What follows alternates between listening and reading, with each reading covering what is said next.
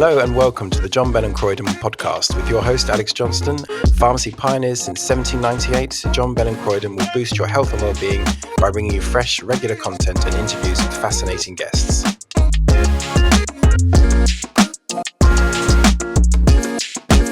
Welcome back to the John Bell Croyden podcast. Joining me today, I have Dr. Timm Golueke, dermatologist and founder of Royal Fern, a skincare brand that we stock right here at John Bell Croyden. Welcome, Dr. Timm.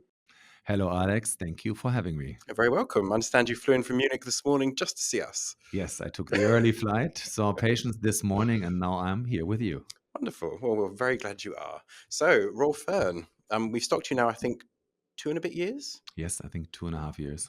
And we've had great success with your line in stores. So, thank you for being a part of the John Bell Croyden family.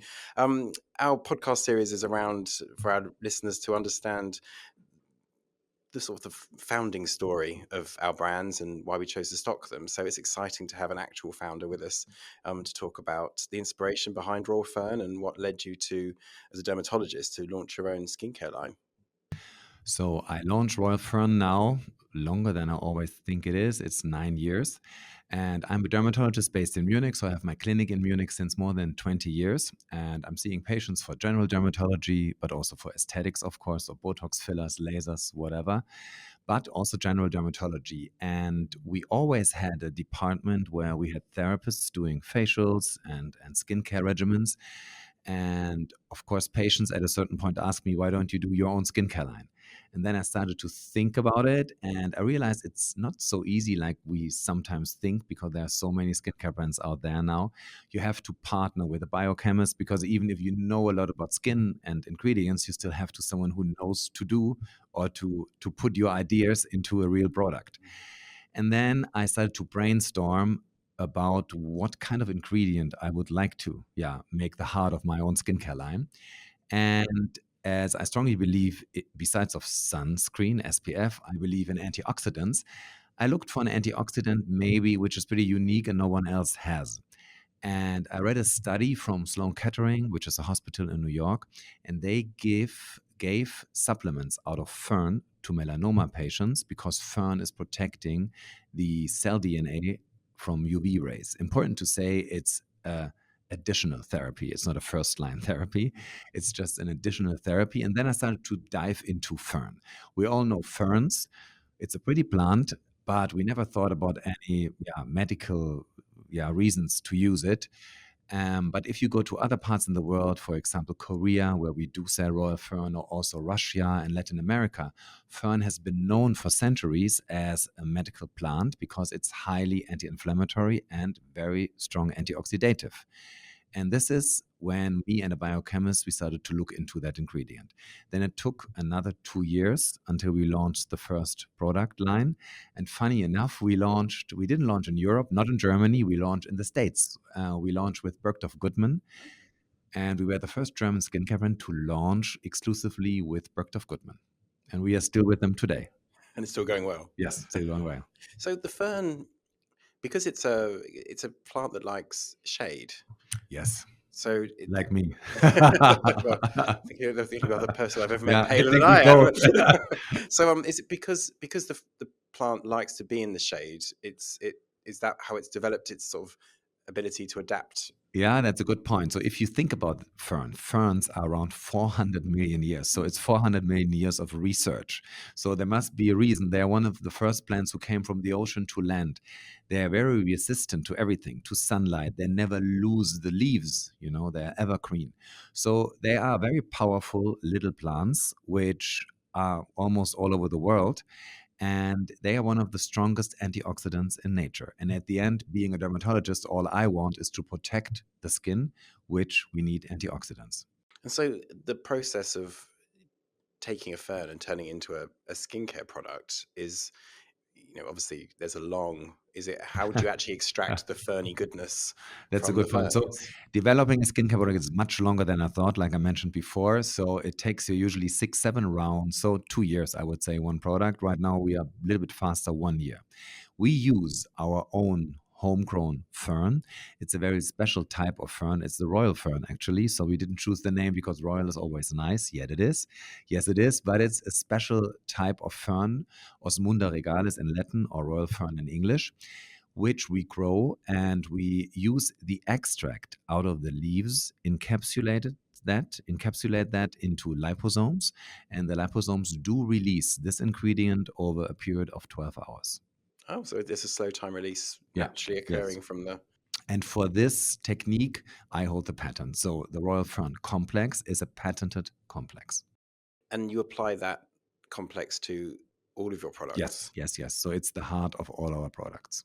So what interests me about Royal Fern is that when you look at some other brands who use kind of plant technology, I guess I'd call it, it is in not in addition to more traditional skincare ingredients. So you don't see them using retinols with their patented complex. Yeah. It interests me that what Raw Fern does is your complex enhances the capability of the ingredients that We we already know. combine with Yeah. it. Yeah, yeah. So for your retinol, because your retinol is an amazing product. Thank I you. can I safely like it say, too. yeah, I but like it too. there is no, the sensitivity you usually experience with a retinol is, I've been trying them for years and years with my job and everything, but there's always a little hint of something from most retinols that I've used. With yours, it's obviously the color makes it feel very potent just because Yeah, it's yeah. bright yellow, but it works so well. There's no uncomfortable tightness, there's no burn, there's not even the tingliness, but the effects are, overnight from day one I saw quite an improvement in skin texture. So is how did you come to formulate, a challenging molecule to be such a, to work as kindly as like a niacinamide? Yeah, I mean, if you look at both our skin, we both have sensitive skin. So usually we wouldn't be the skin types to use retinol. And I always wanted to use retinol because retinol is one of the most study proven ingredients. And I was looking for a solution to find a retinol solution, like the name of our retinol serum is retinol solution for every skin type, even for sensitive skin types, even for skin types who tend to get rosacea, who tend to get irritations, a little bit like my own skin type. And then we looked into the formulation, how we could do that. So we choose the retinol palmitate. It's again encapsulated, so it's slowly released over a period of 12 hours. But we combined it with glycolic acid, which is slightly exfoliating the upper layer of our skin so that the retinol palmitate can penetrate better. And we combined it with chaga mushroom, which is highly anti inflammatory, and we combined it with a probiotic, again to make our skin barrier more stable and to be less irritated from the retinol. So I call our retinol solution a solution for almost every skin type. Yeah, well, I mean, absolutely. From somebody who suffers with high color, rosacea, the whole shebang of having very pale skin, it's always a surprise when something actually works, Without exactly irritating. without irritation and immediately, because, my skin's quite used to retinol, so I'm not afraid to, go straight in there and start using it. But normally I would be waiting a day between, Yeah, using yeah. it every evening. With your retinol, I had the confidence to use it, immediately as many times as I wanted to because I could see the results. And it's always a bit of a buzz when you find something that does exactly what it says it will do. And the yellow color, I like it very much. It's no artificial color. So we don't have any artificial color in all Royal Fern products, is the color of beta carotene, which is a natural precursor of vitamin A. So So natural sunshine in a yeah, bottle. yeah, and it makes you immediately look better because of the yellow bottle, the yellow Yes, color. yes, no, absolutely. And your most recent launch with us is your mask, The purifying the mask. purifying mask. I was Yes. going to say detoxifying mask, but no, the purifying mask. That's another interesting experience because again, I've used with sort of the purifying masks you see in the marketplace. You have a go, and then usually you get a proper like flush of outbreak for like 2 or 3 days afterwards. In my experience, again with your mask, super gentle, smells amazing, and no breakouts. It was a I feel like it clarified me without any of the side effects. What's your secret with that one? So it took, again, like almost 1 year until I finally sat together with my therapists who do the facials in our clinic. Okay, this is the product we want to have. We were looking for a purifying, meaning cleaning mask, which is not stripping your skin, which this mask doesn't do. It's a jelly texture, so it really goes deep into your pores. It really cleans every single pore. And it combines, again, of course, the Royal Fern, which is antioxidative, anti-inflammatory, with geranium extract. This is where the blue color comes from, a strong natural antioxidant, in combination with tranexamic acid, which is preventing hyperpigmentations after things like rosacea, peril or dermatitis, acne, and zinc and willow bark extract. So, what was your first ever product that you developed? Where did you start? Did you start with a moisturizer, or did you start with a full collection? We start with 4 products. We started with our phytoactive cream, which is still my everyday cream, morning and night, because it's a very light texture, but it gives you moisture throughout the day, and it doesn't make you look greasy or shiny. I love it. Then the serum, the phytoactive serum, which I always call the patent in a bottle. So it's the Royal Fern complex in combination with hyaluronic acid.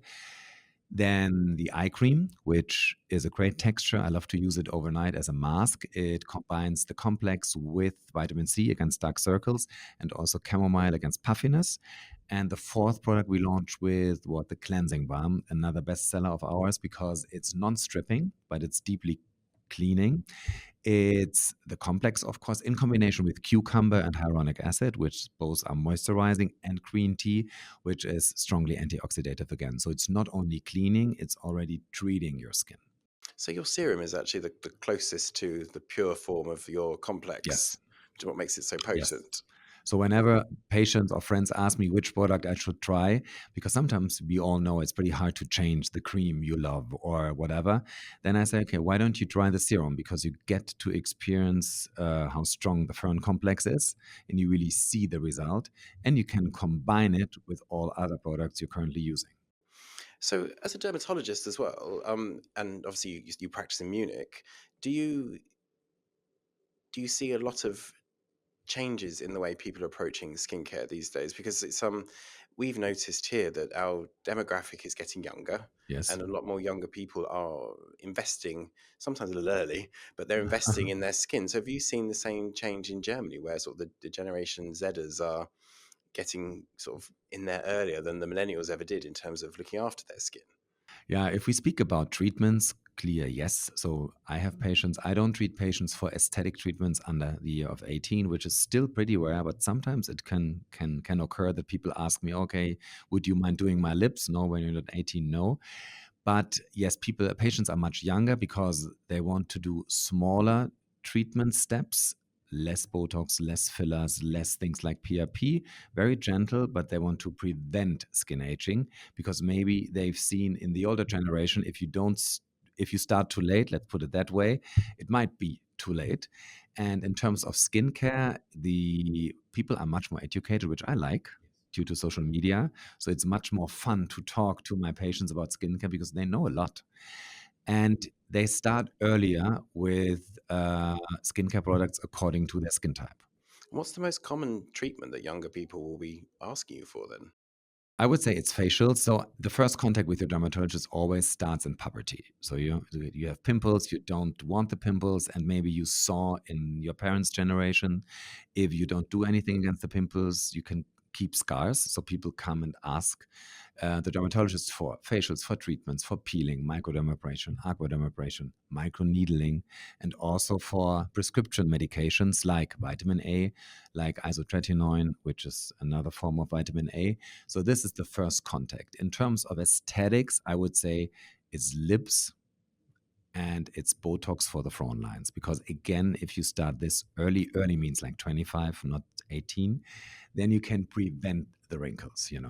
So, Botox is used preventatively Yes, in. yes, yes.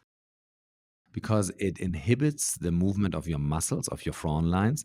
So if you started earlier, you won't develop the lines. But if you start when the lines are already there, they can be minimized, but they will not be completely gone. See. So it's like buying the book but never opening it so you don't crease the cover. kind Yeah, of. maybe. And sometimes when I see younger patients for the first time, they know exactly because then I ask them, so maybe you have someone in your family where you don't like the way he, she developed wrinkles. And of course they know. They say, okay, my mom, she has those wrinkles and I don't really like them. So I want to do preventative Botox just to stop me before getting those wrinkles because mimic is genetic. But where's the most common place you'd have preventative Botox? Are you talking around the In eyes? the front lines, in the Oh, front okay, lines, because those 2 lines make you look angry. I mean, I don't care about wrinkles. Wrinkles can be yeah, can look nice, can look sexy, but the front lines, they make you look angry. So I would say this is the area where younger patients mostly ask if there would be an option for Botox. interesting. I didn't really. Well, I suppose it's obvious that if you don't make the crease, you won't get the Yeah, wrinkle. yeah. But it never occurred to me that um, it kind of But you don't preventative. do it. You don't do it. I don't do what? The front lines Yes, or I like you. If you do ask my I do it? husband, No, I can't. No. I think if you ask my husband, it's I frown a lot. But Okay. it's no, it's one of those things with Botox. I understand the clinical benefits of it. But I think because when it first launched onto the market, if you weren't in the dermatology space, there were so many horror stories about Botox and Botox parties and random things that went on before there was any sort of regulation around the use of Botox that I think maybe millennials wouldn't have started early because it was a very new product in what was it, the 90s? Yeah, yeah, it was new, and in between, people did it less because they all knew people where they didn't like the look. Mm. Still, younger patients come to me and say, "Okay, I don't want to look like he, she, whatever." But this is more often fillers, to be honest with you. Sometimes people mix the effects of Botox and fillers.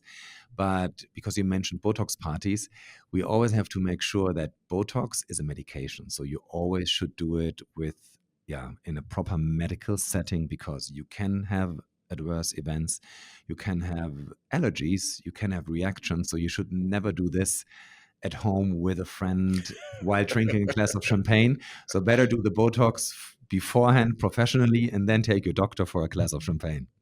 Yeah, I think I'll just skip straight to the Yeah. champagne and live with the wrinkles, I think. So fillers is another interesting one. So we've seen a lot in the news about celebrities having their fillers dissolved because they've gotten to the point where they look nothing like they did.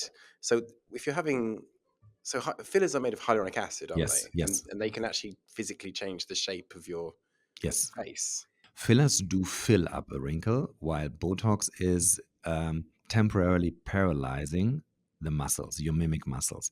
So, filler is a gel, mostly out of hyaluronic acid. There are also other materials, but I would say today 90% of the fillers doctors use are made of hyaluronic acid. And fillers are used, for example, to fill up the lips. Best example, to fill up your nasal labial fold, to fill up your teardrop line, to make your cheeks a little bit more prominent.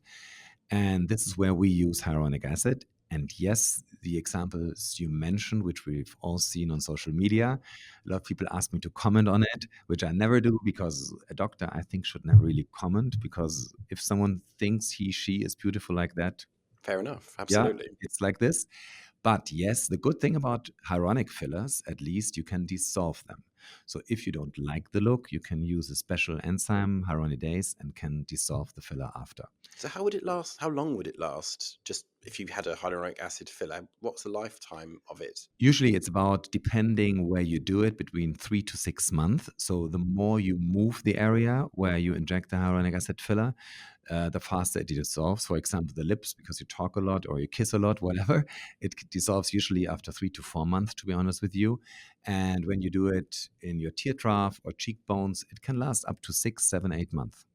Wow. But it's probably a silly question, I'm going to ask it anyway, but why don't we absorb the hyaluronic acid in the filler form? Because we use hyaluronic acid in skincare. We put it on our skin because obviously it offers some moisturization. It's a great way of holding water in your skin. But if you've injected it into your face, why does your body not absorb it, or is it absorbing it, but Yeah, just it very is. very It is. slowly? It is. It is slowly, and the hyaluronic acid we use in fillers is cross-linked, so it's a little bit different from the hyaluronic acid we use in skincare. But one point you mentioned is very important to say. Hyaluronic acid is used in skincare because it's attracting water. And especially when you use hyaluronic acid around the eyes, you always have the risk of getting puffy eyes. And I think we all have images the last weeks where we saw people dissolving fillers around the eyes because the eye area was looking puffy. So you always have to be careful when you tend to have puffy eyes, especially in the morning. You should never do hyaluronic acid around your eyes because it will make your eyes not look more rested. It will make them look, swollen and puffy. Because it will hold the Yeah, water. because it's retaining the water. But yes, the body is slowly dissolving the hyaluronic acid by itself through metabolism. And is there a benefit to that type of hyaluronic acid being absorbed, or is it just nothing? It's just nothing. It goes away. There's a different way of hyaluronic acid. So the brand name, I don't know if we're allowed to say so, but I will do now, Profilo. But there are also other skin boosters, which is a non-cross-linked hyaluronic acid, which you inject not to fill up a certain area or the lips or one wrinkle. You just spread it in a certain area. I love to do it on the neck, just to re-moisture that area, which has lost collagen, elastin, and moisture due to aging. And this type of hyaluronic acid is not cross-linked, and it also activates your own fibroblasts to produce more hyaluronic acid after. So you have the slightly filling effect, but also the biostimulation rejuvenating effect. That's injected. Yes, it's injected. It looks like little insect bite, like nodules, and the nodules last for 1 day, and then it spreads like honey under your skin. And these the skin boosting IVs that you see trending every now and again, they seem to come and go every couple of years. It seems to be a thing. Does that actually improve skin condition, or is it just basically expensive urine you're making? We offer in our clinic now glutathione IV infusions. I'm not a big fan of mixing a lot of ingredients. Again, don't do IV injections and in any random point because you have the risk of allergies. And glutathione is a very strong antioxidant.